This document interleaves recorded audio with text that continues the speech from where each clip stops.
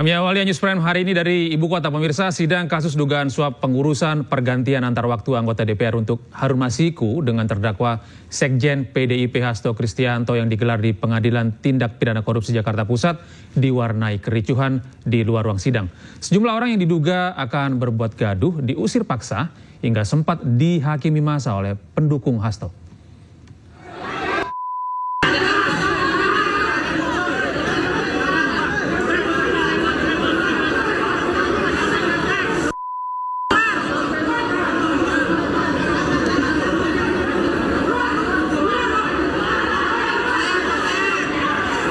Dua pemuda tidak dikenal ini diusir paksa keluar oleh massa pendukung Hasto dari lobi utama Pengadilan Negeri Jakarta Pusat.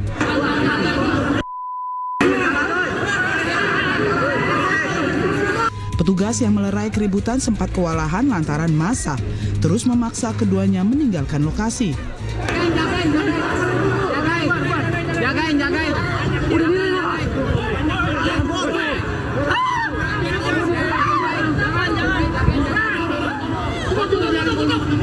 Tiga orang lainnya yang juga dicurigai membuat keributan mendapat perlakuan yang sama hingga kelima pemuda yang mengenakan baju SAFE KPK itu berhasil dievakuasi keluar.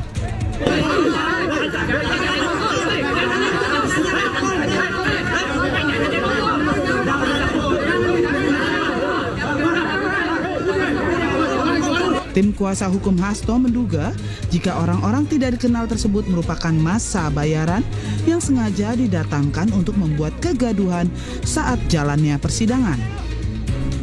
Teman-teman wartawan juga hari ini, pagi ini sempat kesulitan kan untuk akses ke dalam ruang persidangan. Sebenarnya kami juga menyampaikan, kami mencegah untuk orang-orang yang akan melakukan provokasi. Yang melakukan provokasi dengan memakai baju-baju seolah-olah mendukung penegakan hukum KPK. Teman-teman bisa melihat, di depan masih banyak massa bayaran yang mendemo untuk meminta Pak Sekjen PDI Perjuangan untuk segera ditangkap. Ini artinya apa? Kasus ini adalah kasus politik dengan dalil penegakan hukum korupsi.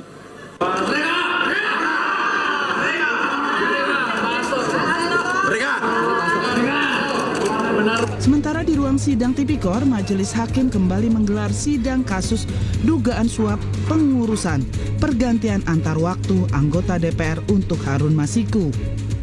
Hasto Kristianto juga hadir dalam sidang dengan agenda mendengarkan keterangan saksi.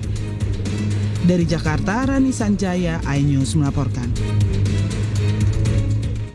Pemirsa, Sekjen PDIP yang merupakan terdakwa kasus dugaan korupsi pergantian antar waktu anggota DPR untuk Harun Masiku, Hasto Kristianto menyebut persidangan yang dijalaninya merupakan daur ulang proses pengadilan yang telah berkekuatan hukum tetap.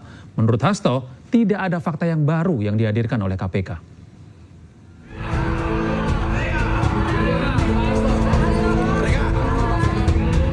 Sidang kasus dugaan suap kepengurusan pergantian antar waktu PAW anggota DPR untuk Harun Masiku dengan terdakwa Sekjen PDI Perjuangan Hasto Kristianto Kamis siang kembali digelar di Pengadilan Tindak Pidana Korupsi Jakarta Pusat.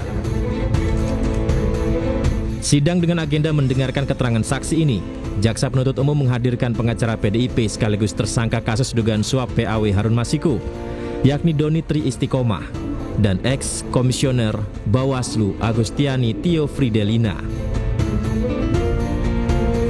Hasto mengaku keterangan saksi yang disampaikan seperti daur ulang saja kasus yang sebenarnya telah berkekuatan hukum tetap. Bagaimana ini betul-betul suatu daur ulang terhadap suatu proses pengadilan yang telah memiliki kekuatan hukum tetap dan kemudian diproses kembali segala sesuatunya dari awal. Padahal di dalam putusan pengadilan tersebut terhadap terdakwa Wahyu Setiawan, Saiful Bakri dan juga Agustian Tio, itu semua sudah jelas fakta-fakta hukumnya. Dan tapi demi menghormati seluruh proses, kita melihat bahwa banyak hal yang kemudian harus diputar kembali. Dan apa yang dijanjikan oleh KPK adanya fakta-fakta baru, sampai hari ini tidak pernah terungkap, yang membuat proses ini harus diulangi kembali. Sementara seorang saksi lain, Saiful Bahri, yang merupakan mantan terpidana kasus suap Harun Masiku, tidak hadir di agenda sidang kali ini. Dari Jakarta, Rani Sanjaya, iNews melaporkan.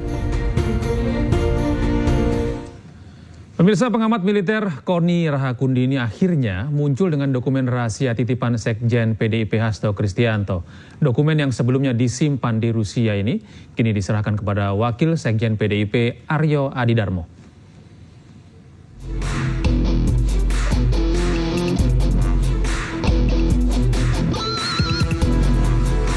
Pengamat militer Koni Rahakundini Bakri menyerahkan dokumen dan video rahasia yang dititipkan Sekjen PDI Perjuangan Hasto Kristianto.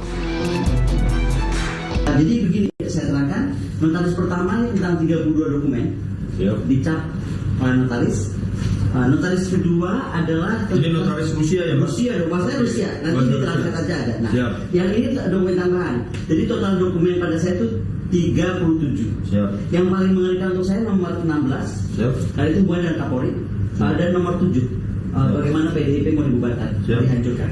Nah, itu aja. Kalau saya merasa ketipan, saya deg-degan dengan 2 dokumen itu. Siap. Yang lain kan tentang apa korupsi, apa itu. Nah, ini ya ada tanda tangan notaris juga. Nah, kemudian selain dokumen itu saya dititipkan video. Siap. Dan ini video ini saya harus serahkan juga kepada Mas Adi. Kalau soal nanya bentuknya apa? Bentuknya ini. Flash disk. Tidak ada saya copy ini semua. Saya ada perjanjian dengan Mas Hasto, tidak boleh saya edarkan dan lain-lain, apalagi mengcopy. Nah, kalau ditanya kenapa saya serahkan sekarang ke Pak Adi, Pak Adi saya sejak Mas Hasto di dalam saya nggak bisa kontak. Siap. Bagaimana saya punya akses? Kedua, Ibu bilang sama saya untuk tidak boleh bicara sama sekali. Jadi untuk apa saya pegang dokumen? Yang ketiga ini yang paling penting. Mas Adi, ini kontrak dari kampus saya, St. Petersburg University, ya kan? Tanggal 10 Maret. Saya itu diangkat menjadi highly qualified specialist. Kelas saya itu Perdana Menteri. Yang dapat gelar seperti ini Perdana Menteri. Nah, ini ditandatangani oleh saya, ya, dan kontrak saya di Rusia sampai 26 Februari 2028. Ini kampus apa Mbak namanya? St. Petersburg State University. Ini langsung di bawah Kremlin. Ini capnya, ini penantangannya. Jadi saya memang akhirnya harus menetap di Rusia dan mungkin menjadi warga negara daripada di sini lihat. Begitu Mas Adi. Jadi tolong sampaikan kepada Sekjen, saya terima kasih dipercaya, tetapi saya sudah harus menyerahkan kepada, kan kita waktu diserahkan saya ada di sini. Jadi di luar ini. Sukses. Terima kasih. Udah semua kan? Aman udah. Oke. Usai menyerahkan dokumen-dokumen tersebut, Koni Bakri meminta KPK untuk segera menandatangani surat pemanggilan dan penersangkaan seseorang. Tim Liputan iNews melaporkan.